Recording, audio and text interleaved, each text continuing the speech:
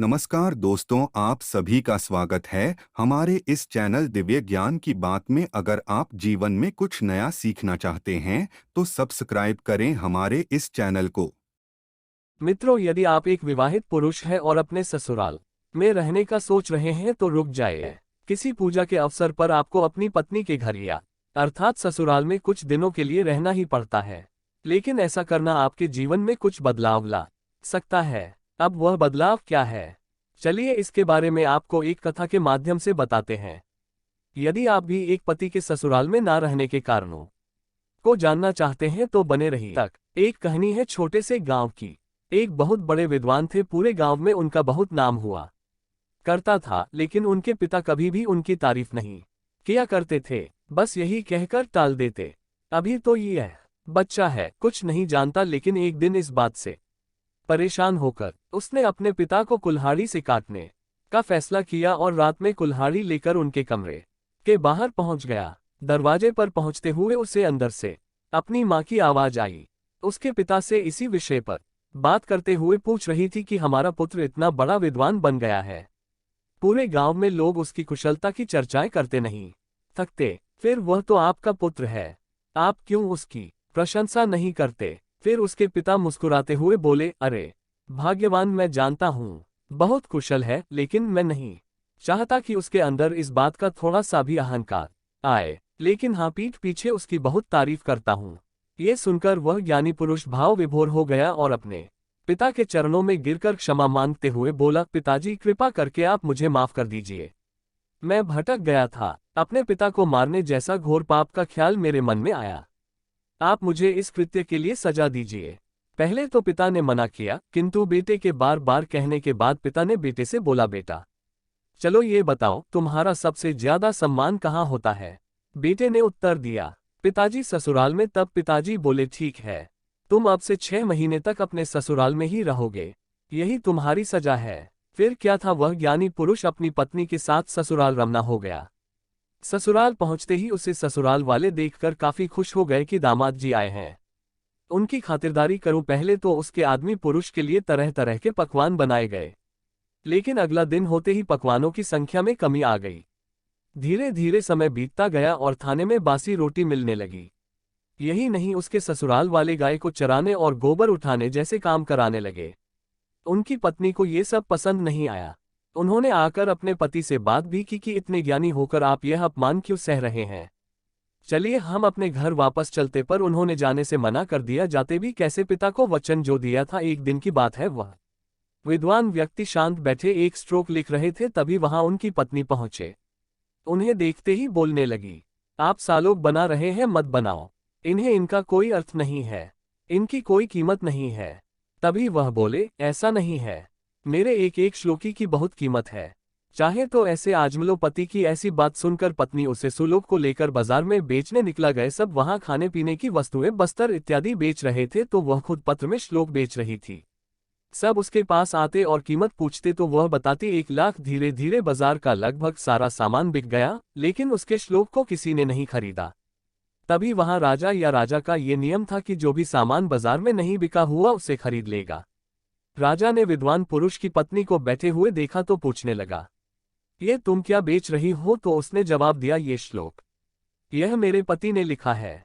राजा के कीमत पूछने पर पत्नी ने उसे 1 लाख स्वर्ण मुद्राएं बताया। क्योंकि राजा वचनबद्ध था तो उसे वह श्लोकी मुंह मांगी कीमत चुकानी ही पड़ी और विद्वान पुरुष की पत्नी इतनी सारी स्वर्ण मुद्राएं लेकर घर पहुंच गई।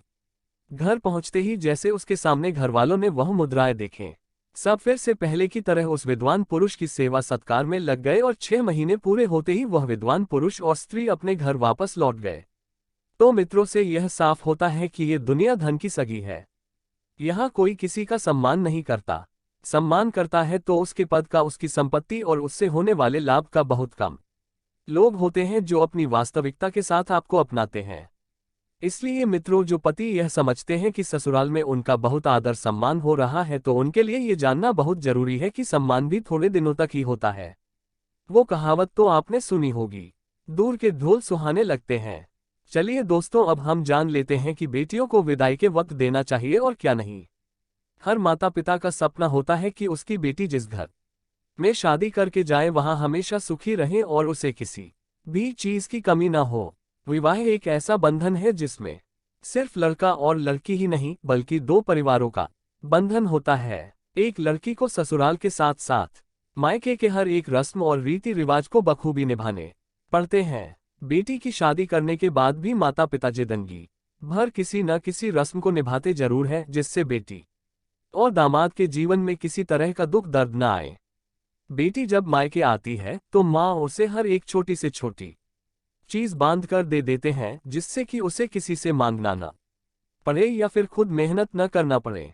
कई बार इसी प्यार के चलते ऐसी गलती कर देते हैं जिसके असर लड़की के साथ साथ मायके के लोगों को भी झेलना पड़ता है। बड़े बुजुर्ग कई बातों को हमेशा कहते चले आते हैं कि हमें शादी के बाद बेटी को क्या नहीं देना चाहिए और देना चाहिए। इसी क्रम में बड़े बुजुर्ग हमेशा कहते हैं कि शादीशुदा बेटी को कभी भी अचार या फिर खट्टी चीजें नहीं देना चाहिए, लेकिन इसे हम एक अंधविश्वास मानकर अनसुना कर देते हैं। लेकिन क्या आप जानते हैं कि आखिर क्यों शादीशुदा बेटी को अचार आदि नहीं देना चाहिए?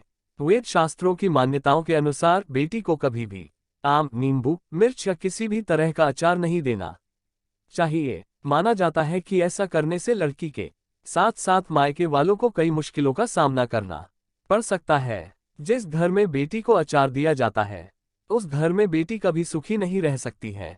उसको मानसिक, शारीरिक या फिर आर्थिक समस्याओं का सामना करना पड़ता है। ससुराल में किसी न किसी कारण इससे परेशानियों का सामना करना पड़ता है। इसके साथ ही घर के सदस्यों से किसी न किसी बात पर अनबन होती रहती है। वहीं मायके पक्ष में माता पिता को शारीरिक कष्ट का सामना करना पड़ता है। इसके साथ ही पैसों की तंगी बनी रहती है। इसलिए कभी भी शादीशुदा बेटी को आचार नहीं देना चाहिए। शास्त्रों के अनुसार विदाई के समय भी बेटी के साथ कुछ चीजों को नहीं देना चाहिए, क्योंकि इससे इसके सुखद जीवन में कोई न कोई परेशानी बनी रहती है। इसलिए बेटी को कभी भी सुई, झाड़ू, छलनी, मिर्च आदि नहीं देना चाहिए। धार्मिक शास्त्रों में विवाहित महिलाओं के लिए बहुत सारे रीति रिवाज बताए गए हैं। इनमें से ससुराल से मायके और मायके से ससुराल जाने का सही समय भी उल्लेखित है। साथ ही यह भी बताया गया है कि मायके में कब जाना शुभ होता है और कब जाने से हानि होती है। बुध और शनि ग्रह को शुक्र का मित्र ग्रह कहा गया है और सूर्य एवं चंद्रमा शुक्र के शत्रु हैं। ऐसे में यदि आपको मायके जाना है तो आपको बुधवार और शनिवार के दिन जाना चाहिए। आप चाहें तो शुक्रवार के दिन भी अपने मायके जा सकती हैं, मगर शास्त्रों के मुताबिक शुक्रवार को मायके से ससुराल लौटने के लिए बहुत ही अच्छा दिन माना गया है।